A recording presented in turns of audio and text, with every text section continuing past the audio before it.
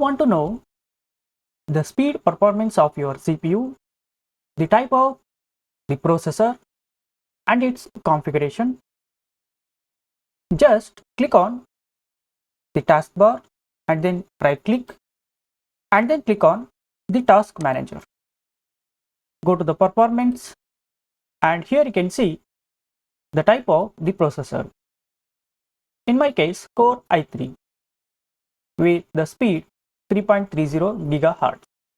You can also look at the CPU usage for the particular user. You can go to details and check the details of the running file.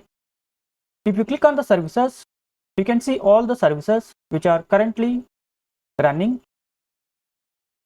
And if you click on the processes, you can see the currently running application.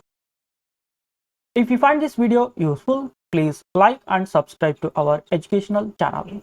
Thanks for watching this.